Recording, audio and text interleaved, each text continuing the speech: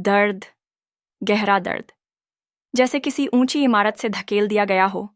उसका शरीर अचानक भारहीनता की स्थिति में आ गया था, खून के लोथड़ों में बदल गया।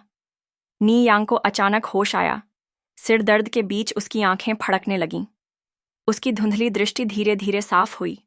उसके चारों ओर की दबी हुई आवाजें भी साफ हो गईं। नी यांग ने अपनी आंखें सिकोड़ीं।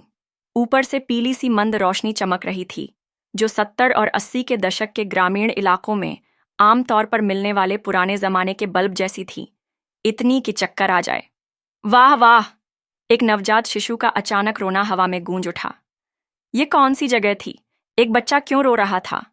नी यांग को अचानक एहसास हुआ कि उसकी आंखों के सामने की स्थिति बहुत जानी पहचानी थी।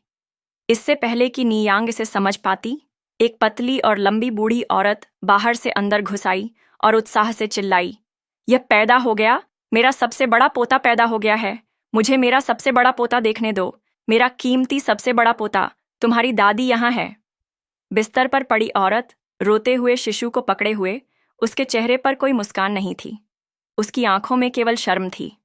माँ, मुझे माफ करना। वह लड़का नहीं था, वह एक लड़की थी। यह बूढ़ी औरत को निराश करने वाला था। बूढ़ी श्रीमती म्यू ने तुरंत बच्चे को ढंके हुए कंबल को हटाया। आंसू उसकी आंखों से बह रहे थे, क्योंकि उसका चेहरा भयावह हो गया था। मेरा सबसे बड़ा पोता, मेरा सबसे बड़ा पोता कहाँ है? तुम दुष्ट औरत, मुझे मेरा सबसे बड़ा पोता वापस दो। बिस्तर पर पड़ी औरत का दयनीय रोना जारी रहा। मुझे माफ करना, मुझे माफ करना माँ, मुझे माफ करना। मैंने म्यू परिवार को निराश किया है, लेकिन मैं वादा करती हूँ कि अगली गर्भावस्था में मैं हमारे म्यू परिवार के लिए एक बेटे को जन्म दूंगी। अगली बार? तुम्हें अगली बार की बात करने की हिम्मत कैसे हुई? सोचो, तुमने कितनी देनदारियों को जन्म दिया है। तुम बांझ बूढ़ी मुर्गी जो बेटे पैदा नहीं कर सकती। श्रीमती म्यू ने कठोरता से कहा, इसे तुरंत हटा दो। हम म्यू परिवार ऐसी देनदारी का खर्च नहीं उठा सकते। ये असहनीय शब्द उसके कानों में गूंज रहे थे। नियांग ने अपने हाथ से अपनी कनपटियों को रगड़ा। अचानक नियांग जम गई। ये हाथ मलाईदार और नाजुक थे, हद से ज्यादा पतले थे। समय और परीक्षणों से स्कार्ड उसके हाथ इतने सुंदर नहीं हो सकते थे।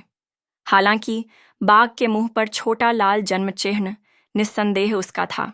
भले ही स्थिति गंभीर थी, नियांग अभी भी उत्साहित थी।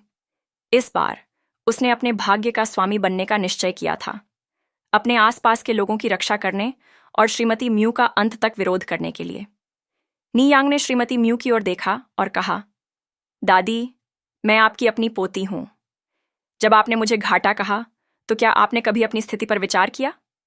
श्रीमती म्यू, खुद एक औरत जो औरतों से घृणा करती थी, नियांग के लिए पूरी तरह से घृणित थी। श्रीमती म्यू अवाक रह गई।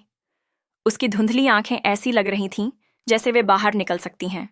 इस छोटे से बोझ की हिम्मत कैसे हुई वापस बोलने की? हालांकि इस बार श्रीमती म्यू ने अपनी फटकार रोकी। अगर वह नियांग को फटकारती, तो क्या यह अप्रत्यक्ष रूप से यह स्वीकार नहीं करती कि वह खुद भी एक घाटा थी? तुम पूरी तरह से कृतज्ञ हो, हट जाओ, नहीं तो मैं तुम्हें मार डालूंगी। श्रीमती म्यू ने नियांग को धक्का दिया और नी कुईहुआ के हाथ से बच्ची को छीन लिया। दादी, वह भी आपकी पोती है, कृपया उसे मत फेंको। इस स्थिति का सामना करते हुए नियांग ने श्रीमती म्यू से विनती करने का फैसला किया। उसकी बहन, जो अभी अभी पैदा हुई थी, अगर पहाड़ों में छोड़ दी जाती तो जंगली कुत्तों के लिए भोजन से ज्यादा कुछ नहीं होती। नियांग तुरंत समझ गई, ये उसके युवा अवस्था के हाथ थे। अगर यह सपना नहीं था, तो यह 1983 की गर्मियों का समय था, वह साल जब उसने सब कुछ खो दिया था। उस समय उसका नाम म्यू यांग था। नियांग वह नाम था जिसे उसने इस नरक जैसे ऑर्डील से भागने के बाद चुना था। वह ऐसे परिवार में पैदा हुई थी जो बेटों को बेटियों से ज्यादा पसंद करता था। उसकी माँ नी कुईहुआ ने 4 बेटियों को जन्म दिया, जिनमें से 3 को त्याग दिया गया था। उसके पिता म्यू जिनबाओ को बेटे की इतनी इच्छा थी कि उन्होंने एक रखैल रख ली। नी कुईहुआ ने न केवल रखैल के लिए गाय भैंस की तरह सेवा की, बल्कि अंततः उस परिवार के भारी अत्याचार के तहत मर गई, और उसे रखैल द्वारा पड़ोसी गांव के एक बूढ़े कुंवारे को बेच दिया गया था, जिससे उसे अंतहीन यातनाएं मिलीं।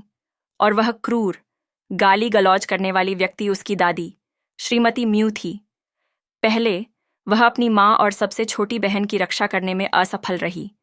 इस बार भले ही यह सिर्फ एक सपना हो, वह अपनी माँ और बहन की रक्षा करेगी। दादी, कृपया मत करो, मेरी बहन को मत फेंको। नियांग ने अपनी माँ और बहन को अपनी बाहों से ढंक लिया। श्रीमती म्यू की ओर से नियांग को एक जोरदार थप्पड़ पड़ा और नियांग के चेहरे पर एक चमकदार निशान पड़ गया। चुप रहो, घाटा पैदा करने वाली बच्ची। तुम्हारी हिम्मत कैसे हुई मेरी अवहेलना करने की? क्या तुम मरना चाहती हो? बहुत दर्द हुआ। उसके मुंह के कोने से खून की एक धार बह निकली। नियांग ने अपना बायां गाल ढंक लिया। उसकी आंखों में अविश्वास भर गया। क्या एक सपने से दर्द हो सकता है? यह सपना नहीं था। वह पुनर्जन्म ले चुकी थी। वह वापस आ गई थी।